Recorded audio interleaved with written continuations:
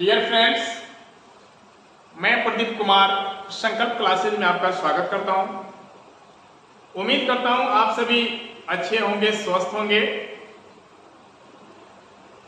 आप सभी pride read को बारीकी से पढ़ा था, प्राइड रीड को याद किया था। प्राइड रीड मेरा कहने का अभिप्राय है प्रोनाउन के वे 8 प्रकार जिसका उपयोग हम लोग इंग्लिश सेंटेंस में अधिकतर करते हैं और ये किसी नाउन के बदले में प्रयोग किया जाता है। ये हमारा प्रोनाउन कहलाता है। तो नाउन को जैसे हम लोगों ने 5 भागों में विभक्त करके बांट के पढ़ा था, एक एक चीज के बारे में, नाउन के एक एक नाम के बारे में, किस नाम को किसके दायरे में रखते हैं, सेम उसी प्रकार यदि नाउन के बदले में प्रोनाउन का प्रयोग किया जाता है तो किस नाउन के बदले में कहाँ किस प्रोनाउन का प्रयोग, किस रूप में उसका प्रयोग करते हैं, इसको जानने का प्रयास करेंगे। तो सबसे पहले आइए जानते हैं आज का जो हमारा टॉपिक है वो इंडेफिनिट प्रोनाउन है।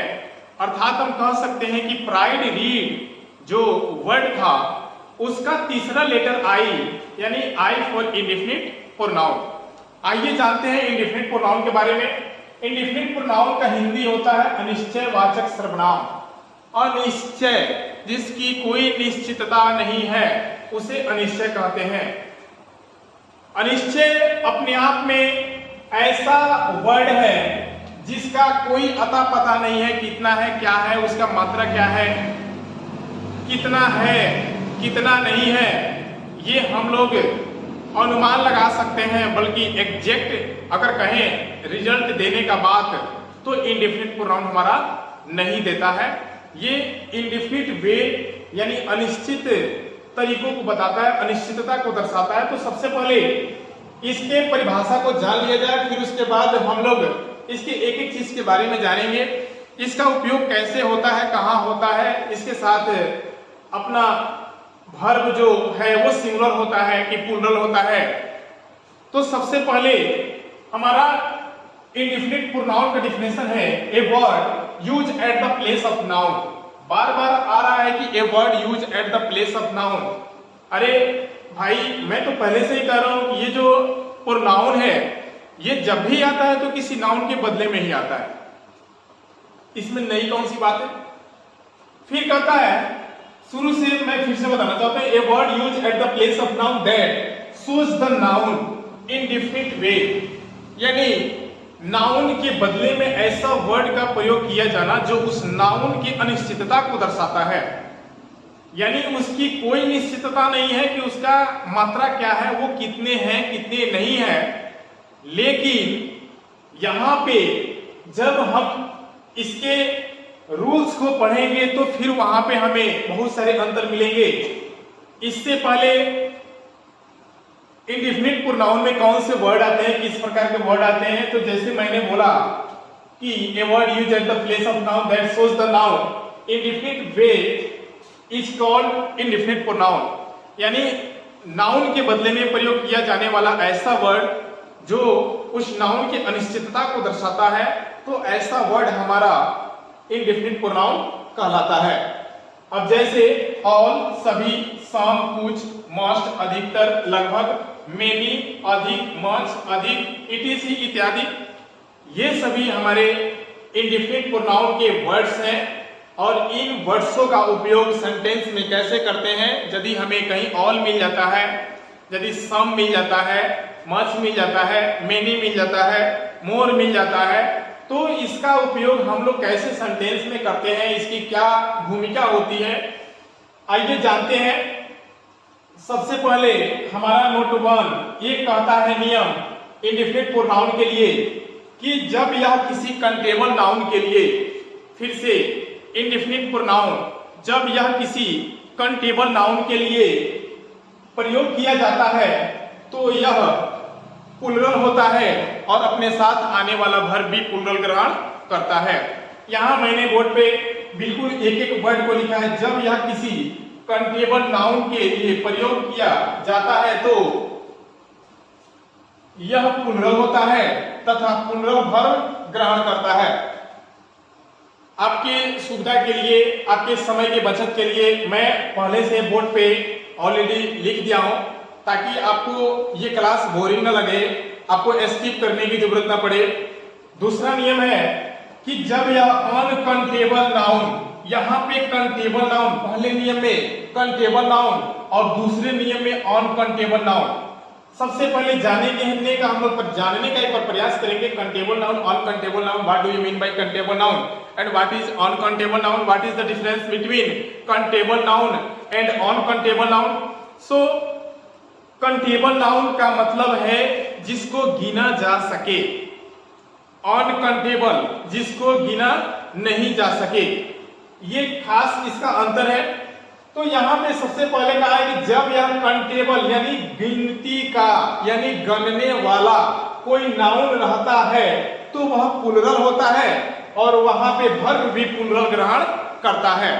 दूसरा नियम कहता है कि जब यह अनकंटेबल के लिए प्रयोग किया जाता है, क्या, इंडेफिनिट प्रोनाउन, इंडेफिनिट प्रोनाउन जब अनकंटेबल के लिए प्रयोग किया जाता है तो यह सिंगुलर होता है, यह सिंगुलर होता है और अपने साथ सिंगुलर वर्ब ग्रहण करता है। विशेष कुछ नहीं है, मैं आपको समझाता हूं कि जब कंटेबल होगा तो ये प्लुरल होगा तो वर्ब भी अपने साथ प्लुरल ग्रहण करेगा। पहला शर्त, ये इतना लिखने पढ़ने समझने के पीछे का तर्क मेरा बस इतना ही है कि यदि कंटेबल है तो ये हमारा प्लुरल होगा और इसके साथ आने वाला वर्ब प्लुरल होगा। लेकिन इसके सीधे विपरीत परिस्थिति को दर्शाता है हमारा नोट 2 कि जब यह अनकंटेबल होगा तो यह सिंगुलर होगा और अपने साथ आने वाला वर्ब सिंगुलर ग्रहण करेगा। आइए जानते हैं एग्जाम्पल के माध्यम से।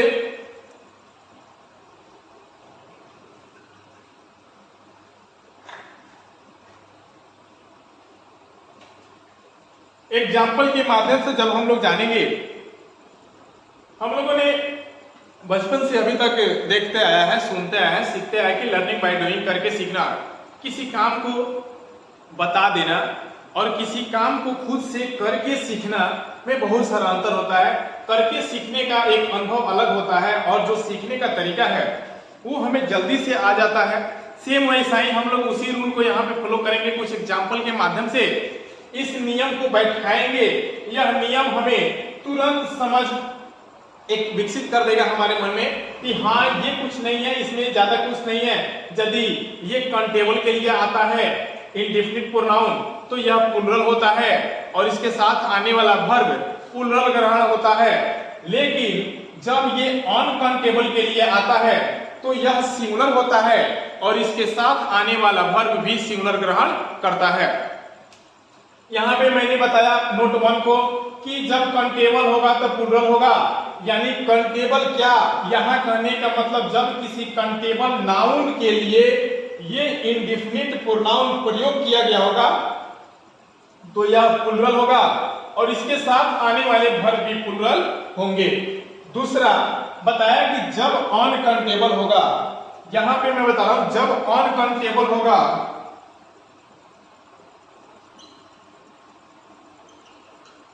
जब अनकंटेबल नाउन के जगह पे ये हमारा इंडेफिनिट प्रोनाउन प्रयोग किया गया होगा तो ये हमारा सिंगुलर होगा और वर्ब भी सिंगुलर ग्रहण करेगा।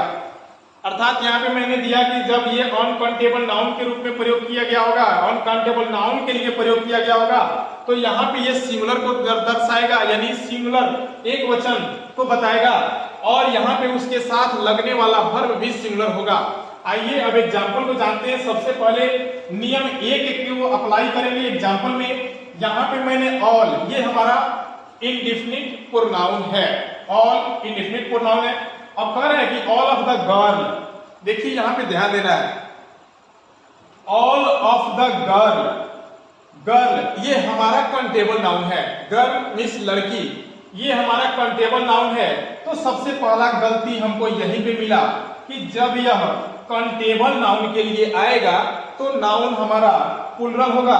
उसके बाद कह रहा है कि girl is present in the class, यानी सभी लड़कियां क्लास में उपस्थित है, सभी लड़कियां क्लास में उपस्थित है। तो यहाँ पे हमारा गर्ल्स होगा, वहां पे हमारा आर होगा, यानी ये जब प्लुरल होगा तो यहाँ पे वर्ब भी प्लुरल होगा। तो ये हमारा सेंटेंस बिल्कुल गलत है हमारे नियम के अकॉर्डिंग। दूसरा बी पढ़ेंगे, ऑल ऑफ द गर्ल्स, यहाँ पे हमारा प्लुरल है, सही है। इसके साथ लगने वाला वर्ब भी हमारा प्लुरल है, सही है। प्रेजेंट इन द क्लास, यानी सभी लड़कियां क्लास में उपस्थित है। तो यहाँ पे हमारा ये इंडेफिनिट प्रोनाउन कंटेबल नाउन के लिए प्रयोग किया गया है। तो कंटेबल नाउन के लिए जब प्रयोग किया जाता है तो यह प्लुरल होता है और इसके साथ आने वाला वर्ब भी प्लुरल लगता है। तो ये हमारा sentence all of the girls are present in the class. यहाँ पे ऑल ऑफ द गर्ल, यहाँ पे मैंने एस जोड़ के गर्ल्स बनाया, फिर भी ये जब प्लुरल हुआ लेकिन इसके साथ लगने वाला वर्ब हमारा सिंगुलर है, इसलिए ये हमारा सेंटेंस गलत है। और 2 नंबर सेंटेंस यानी option B, all of the girls are present in the class, यानी सभी लड़कियां क्लास में उपस्थित है। तो यहाँ पे मैंने देखा, हम लोगों ने देखा कि ऑल, सम, मस्ट, मेनी, मच, ये जो भी वर्ड हैं ये हमारे इंडेफिनिट प्रोनाउन के वर्ड हैं और इससे अनिश्चितता का बोध होता है। अब दूसरे नियम को पढ़ेंगे। हमारा दूसरा नियम क्या कहता है?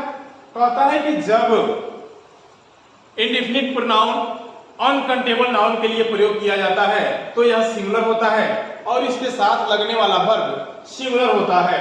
तो यहाँ पे मैंने option A, option B 2 sentence को मेंशन किया है।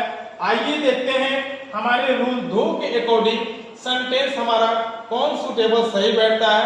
तो आइए सबसे पहला, some sugar are sweet, some sugar are sweet, ये हमारा सेंटेंस सम यहाँ पे इंडेफिनिट प्रोनाउन है।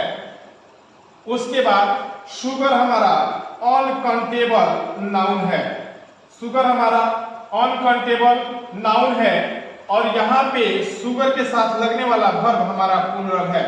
तो नियम के तहत जब अनकाउंटेबल नाउन होगा तो इसके साथ लगने वाला वर्ब सिंगुलर होना चाहिए। तो ये हमारा सेंटेंस गलत है, क्योंकि यहाँ पे वर्ब हमारा सिंगुलर नहीं है। दूसरे सेंटेंस को देखते हैं, some indefinite pronoun, sugar uncountable noun. अब अनकाउंटेबल नाउन यदि है तो यहाँ पे मैंने बताया कि अनकाउंटेबल नाउन के साथ क्या होता है, सिंगुलरिटी होता है और उसके साथ लगने वाला वर्ब सिंगुलर होता है। तो यहाँ पे शुगर हमारा सिंगुलर हुआ अनकाउंटेबल नाउन और यहाँ पे हमारा इज सिंगुलर वर्ब हुआ। तो ये हमारा सेंटेंस बिल्कुल सही है, गौर करना होगा। ये इंडेफिनिट प्रोनाउन कुछ नहीं है। मैंने इतना सारा कथा कहानी कहा, इसके पीछे का तर्क एक ही है होगा कि जमुना के कोनो निश्चितता नहीं है। अगर कहें शाम तो केतना, हेतना की हेतना की हेतना, केतना कुछ समझ में आ रहा है? नहीं आ रहा है। तो ये हमारा अनिश्चित है।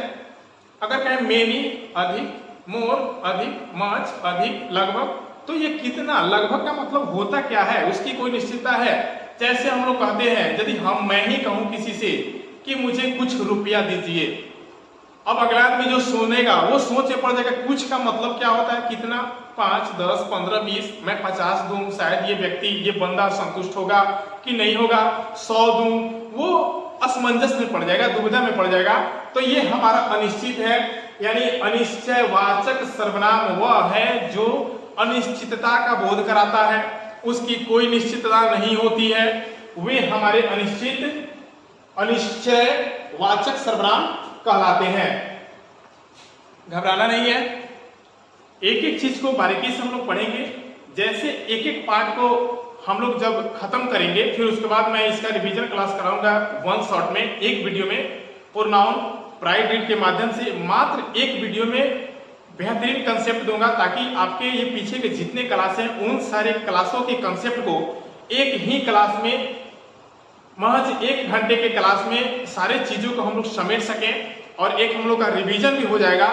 बउआ वर्ड तो पढ़ लेते हैं हम लोग, ये प्रोनाउन पढ़ लेते हैं, परिभाषा पढ़ लेते हैं, प्रोनाउन के प्रकार को पढ़ लेते हैं, लेकिन ये प्रोनाउन के प्रकार को जब डिवाइडेशन करते हैं, जब बंटवारा करते हैं, तो किस वर्ड का कहाँ उपयोग करते हैं, इन सभी चीजों को जानना जरूरी है। इसलिए कि आप क्लास 12 के बाद एयरफोर्स, नेवी, एनडीए तरह तरह के एग्जाम को फेस करने वाले हैं। तो वहां पे आपके जो कॉम्पिटिटिव एग्जाम्स होंगे, तो वहां पे आपको जब इंग्लिश मिलेगा तो वहां पे इन सभी चीजों की जरूरत पड़ेगी। एक एक चीज पे आपका फोकस होना चाहिए। वहां पे इस प्रकार के सेंटेंस आपको कॉमन एरर के तौर पे मिलेंगे या फिर फिल इन द ब्लैंक्स के तौर पे सब्जेक्ट वर्ब एग्रीमेंट के रूप में मिलेंगे। तो शायद आपके पास इस प्रकार के सारे कंसेप्ट होंगे, तो आप इसे आसानी से बारीकी से बना सकते हैं, एरर को पकड़ सकते हैं। आइए मिलते हैं अगले वीडियो में।